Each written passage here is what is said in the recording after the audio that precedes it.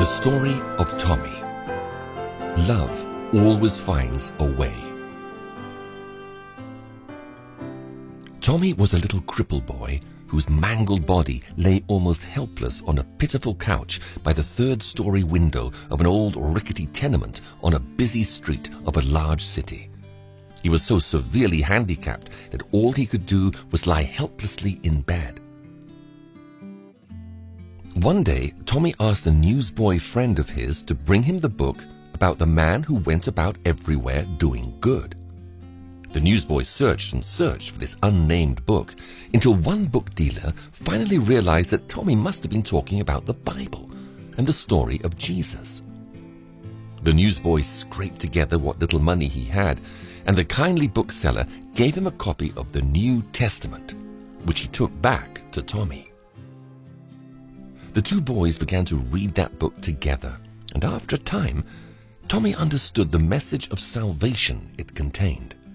He received Jesus as his Savior and decided that he too wanted to do good like the wonderful man in the book. But Tommy was crippled and could not even leave his little apartment. So he prayed and asked Jesus to show him what he could do, and the Lord gave him an idea. Tommy began to copy helpful verses from the Bible onto little pieces of paper, which he would then drop from his window to flutter to the busy street below. Passers-by would see them drifting down and out of curiosity pick them up and read the words from the man who went everywhere doing good, Jesus Christ. Many were helped, encouraged, and comforted, and some were even saved through the simple ministry of this boy and his New Testament. One day, a wealthy businessman found Jesus through reading the verse in one of Tommy's little notes. He later returned to the spot where he had found the scrap of paper that had led him to the Lord, hoping to find some clue as to how it got there. Then he noticed another little bit of paper floating down to the sidewalk. He watched as a poor, tired old woman stooped painfully to pick it up, and noticed her countenance brighten as she read it. There seemed to be new strength in her step as she journeyed on. The businessman, now fixed to the spot, kept his eyes glued upward, determined to find the source. He had to wait a long time, for it took poor Tommy many painful minutes to scrawl even one verse on one of those pieces of paper. Suddenly, the businessman's eyes were drawn to a certain window, as he saw a scrawny arm reach out to drop another piece of paper, like the one that had brought a whole new life to him. He carefully noted the location of the window, dashed up the stairs of the tenement, and finally found Tommy's humble abode. The businessman and Tommy soon became good friends, and the businessman brought Tommy all the help and medical attention that he could.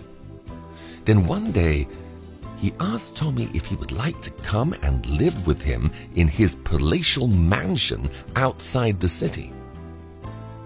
Much to his new friend's surprise, Tommy answered, "I'll have to ask my friend about that," meaning Jesus.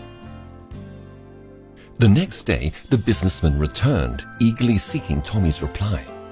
Instead, Tommy asked him some rather surprising questions. "Where did you say your home is?" "Oh," said the businessman, "it's in the country, on a large and beautiful estate. You'll have a room of your own, servants to care for you, delicious meals, a good bed, every comfort and attention, anything your heart desires.